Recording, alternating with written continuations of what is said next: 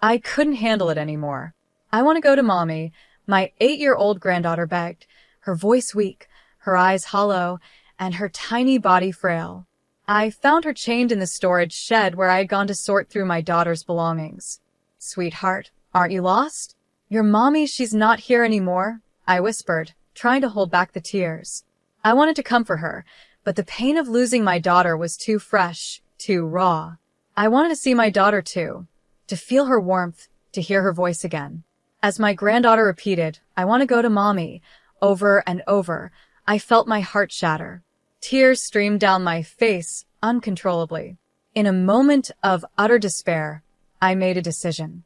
"All right then, shall we go to the other side together?" I asked, consumed by grief.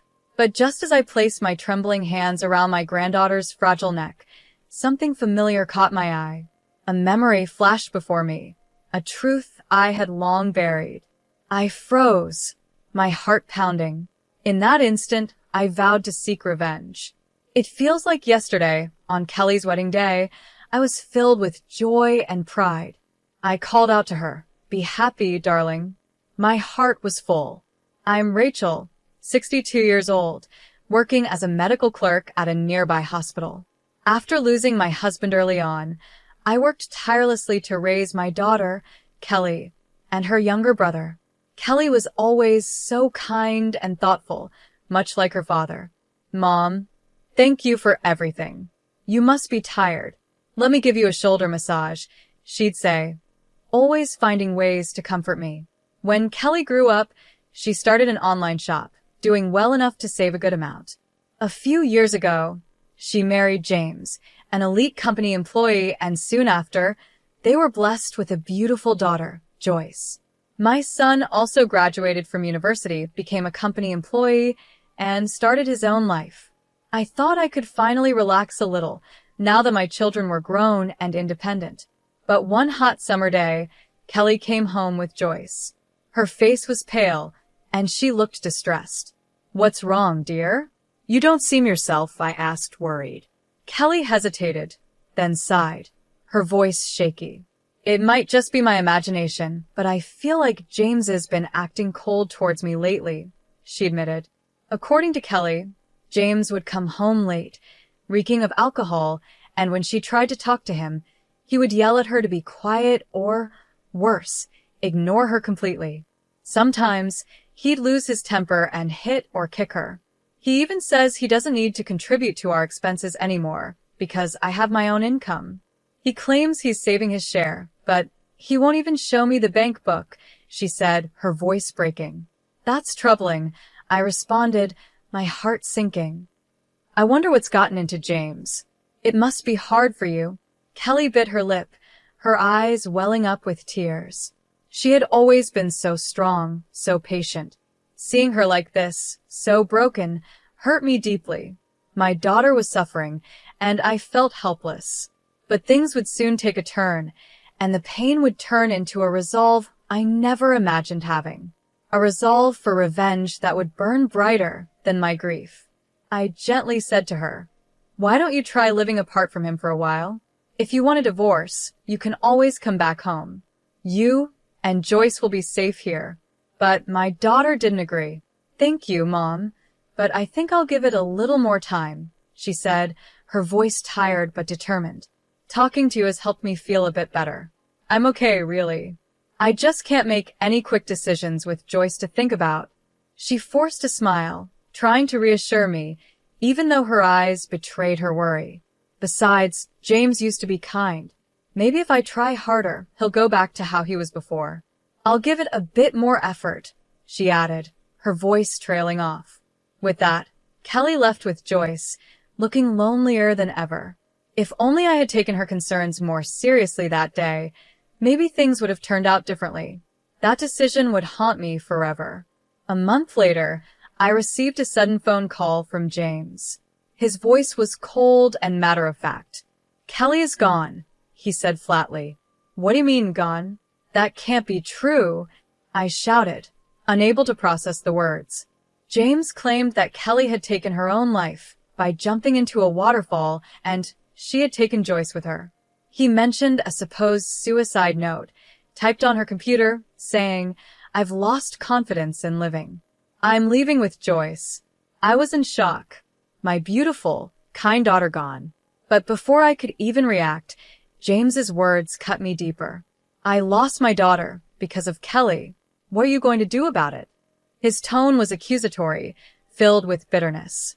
"What do you mean?" I stammered, barely able to speak through my grief. "This is your fault," he snapped. "Kelly became this way because of how you raised her. She turned into such a terrible woman, dragging her own child into this. Isn't that on you?" My heart stopped. How could he blame me for this? My mind reeled from the shock of losing Kelly, and now James was accusing me of being responsible. "If only you hadn't raised her like that," James continued, his face twisted with anger. "And to make things worse, Joyce's body hasn't even been found. I don't care about Kelly, but my daughter Joyce, I just want her back." The pain of his words was unbearable. And then, as if to add insult to injury, he told me something even more horrifying. He had already cremated Kelly in a private funeral and scattered her ashes at sea, all without telling me. "It would have looked bad to the public if people knew," he said coldly. "How could you do that?" I screamed, pushed to the edge of despair. I didn't even get to say goodbye, to see my daughter one last time. The grief and helplessness overwhelmed me. I couldn't eat, couldn't sleep, couldn't focus on anything. I took a leave of absence from work, but even then, the pain wouldn't stop. Every day and night, the images of Kelly and Joyce haunted me. The tears wouldn't stop flowing. 2 weeks later, James called again. This time, his voice was filled with impatience. "I need to move on, so I'm going to start sorting through Kelly's things. I'm throwing everything away." The thought of him discarding her belongings like they meant nothing tore at my heart. I couldn't let that happen. "Please wait," I interrupted, my voice trembling. "Let me do it. Please let me go through her things." James didn't argue. He simply hung up, leaving me to pick up the shattered pieces of my heart once again. I wasn't there for my daughter's final moments, but at the very least, I wanted to be the one to take care of her belongings. James wasn't happy with my request, but I couldn't back down. It was far too soon, only a week after her death, to start sorting through her things. It didn't feel right, and I had a nagging feeling inside me. My daughter had come to me when she was struggling, and I couldn't fully trust James's intentions. I needed to see for myself if there were any clues or explanations about what had really happened. Unable to sit still, I went to my daughter's house the next evening. I couldn't reach James on the phone, so I decided to wait outside. The hours dragged on, and even as the night deepened, he didn't come home. Feeling uneasy, I tried calling him again, but this time, I was met with a sudden outburst of anger. "It's so inconsiderate of you to show up unannounced. I'm working late today, so go home. Didn't I tell you I would handle Kelly's things? Don't ever come to my house again," James barked. "I'm sorry to bother you when you're busy, but Kelly gave me a spare key in case of emergencies. Couldn't I use it just this once?" I asked, trying to reason with him. "Of course not." "Geez, what a pushy old hag. I'll sue you if you even think about stepping foot in here," he shouted, his cold words cutting through me like a knife. He hung up abruptly, leaving me standing there in shock. I didn't have the courage to enter the house without James's permission, so I started to leave. But then, something strange caught my attention, a foul smell, like rotting garbage, coming from the backyard. An unsettling feeling washed over me. What could that be? I followed the smell to the storage shed behind the house. As I walked closer, a wave of dread settled in my chest. Peering through the small window, I saw something moving inside. It was too dark to make out what it was, but it looked like a living creature. I felt a chill run down my spine. My instinct screamed at me to leave, but something inside told me I couldn't just walk away. I tried to open the shed door, but the old lock was rusted, and the door was blocked with something heavy, like a stick. Determined, I shook the door violently a few times, and finally, it gave way. My hands trembling, I stepped inside, my heart racing. What I saw was beyond anything I could have imagined. My granddaughter, Joyce, who I had been told was missing, was chained up inside the shed. "Joyce," I whispered, rushing to her side. My granddaughter looked up at me slowly, her face pale, her body frail and emaciated. "Grandma," she said in a soft, confused voice. Around her were scattered empty lunch boxes, some rotten and half-eaten pieces of bread. The smell was unbearable. There was even a bucket filled with excrement in the corner. The sight broke my heart. How could someone do this to her? Tears welled up in my eyes as I gently hugged her tiny, weakened body. But Joyce, with her hollow eyes and fragile frame, didn't hug me back. Instead, she whispered in a voice so soft it was almost a breath, "I can't take it anymore. I want to go to Mommy." Her words hit me like a punch to the gut. My tears flowed uncontrollably. "Grandma, take me to Mommy," she pleaded, her voice filled with despair. I held her tighter, my heart aching. "Yes, my sweet girl. We'll go together," I whispered, overwhelmed by the grief of losing my daughter. At that moment, all I wanted was to make her pain go away, to take her to the place where she could be with her mother again, far away from this horror. I placed my trembling hands on Joyce's neck, intending to leave this world with her. But then, something caught my eye, the necklace around Joyce's neck. It was the one I had given Kelly as a protective charm. My breath caught in my throat. There was something else attached to it, a key. A key that shouldn't have been there. "Where did you get this?" I asked, pointing to the key, my voice barely above a whisper. Joyce looked up at me with her tired eyes and responded. Her next words shook me to my core. I felt my heart race, my blood boiling with anger. So that's what had really happened. I couldn't believe it, and I knew in that moment I could never forgive him. Not after this. I quickly found a pair of pliers in the shed and managed to cut the chain that bound Joyce. Without wasting any more time, I took her with me, heading to a place where I could plan what to do next. My mind was set. I would get justice for Kelly. I would seek revenge. The very next day, James stormed into my home, his eyes wild with rage, his face red with fury. He was out of control. "You took Joyce, didn't you? She's my daughter. Give her back," he yelled, his voice filled with desperation. I remained calm. "I'm sorry, I don't understand. I've called you countless times, and you never answered." "Isn't Joyce supposed to be missing?" I replied, pretending to be confused. James's face flushed even redder, and he yelled louder, completely unaware that his own words were contradicting each other. "You know what I mean. I know you have her. But wasn't Joyce missing?" I asked again, watching as James fumbled over his words, trying to find a way out of the lie he had created.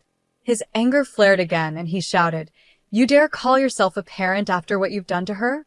She's just a spoiled brat who doesn't listen. I was only disciplining her. Kelly couldn't handle raising her. That's why she took her own life." I stood there, stunned at his audacity. "This is the first I'm hearing about Joyce being unmanageable," I said quietly, barely able to contain my anger. "Of course I didn't tell you. You spoil her too much. That's why I said she was missing. How I discipline my child is my business, not yours." James snapped, his voice filled with venom. He paced back and forth, as if trying to justify his twisted actions. "But chaining her up in a shed? That's not discipline, James. That's abuse. I'm reporting this," I said firmly, my heart racing. Suddenly, James's lips curled into a twisted smile, and he let out a mocking laugh. "You don't have any proof," he sneered, his eyes filled with arrogance. "Oh, but I do," I replied, my voice steady. "I have photos of Joyce, and there will be a medical report, too."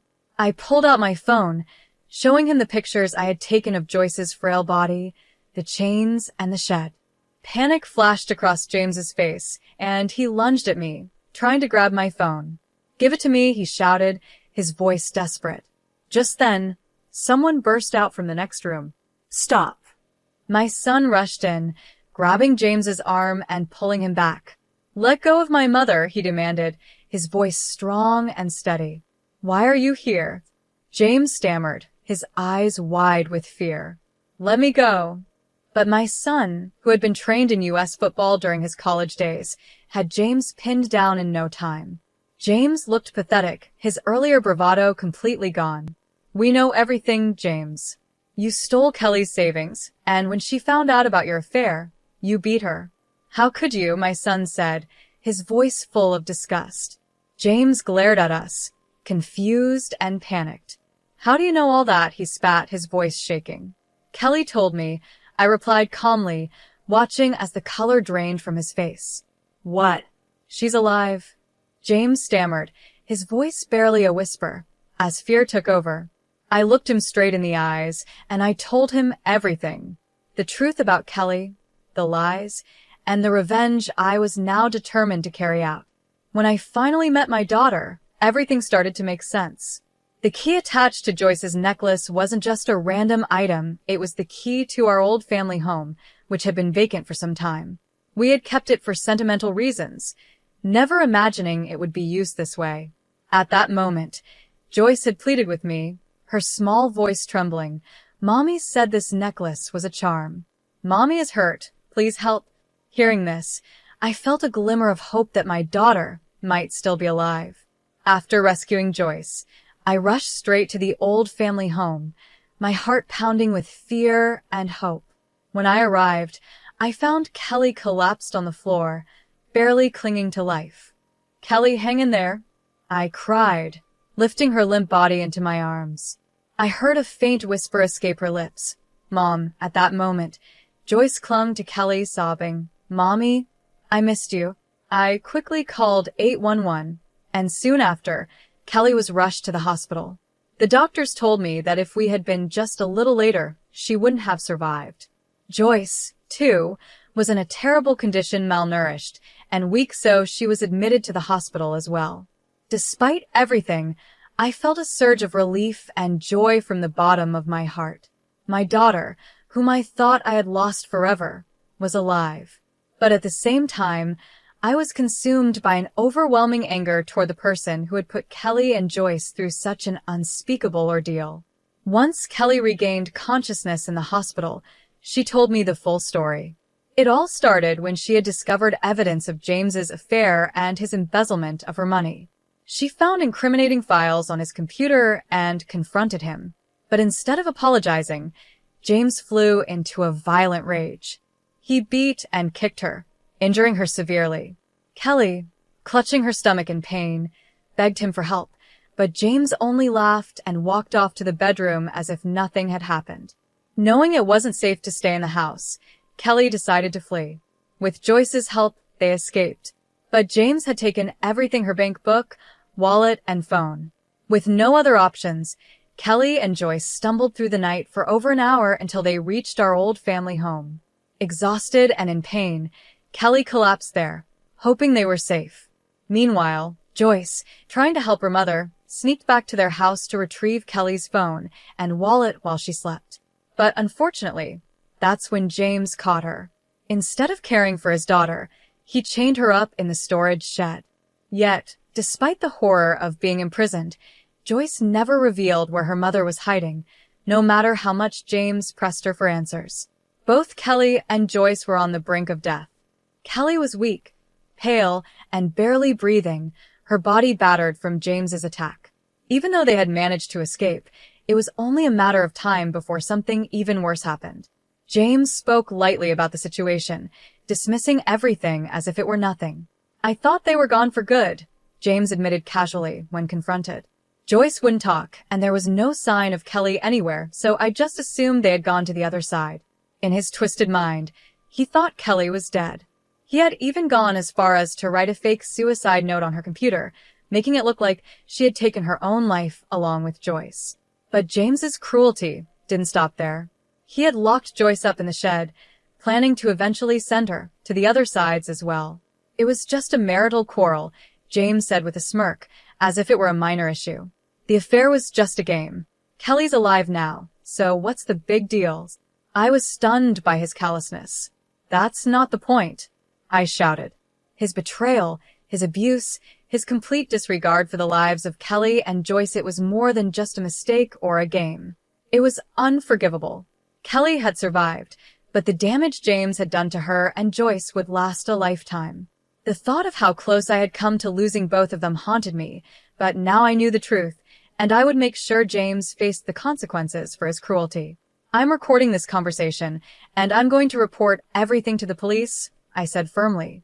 As soon as James heard the word police, his whole demeanor shifted. Panic spread across his face, and he dropped to his knees, begging for forgiveness. Please, I'm sorry. I'll break up with the woman I've been seeing, and I'll be kind to Kelly from now on. Just please, don't call the police, he pleaded, his sudden change of attitude astounding. I can't believe anything you say anymore, I replied, my voice steady.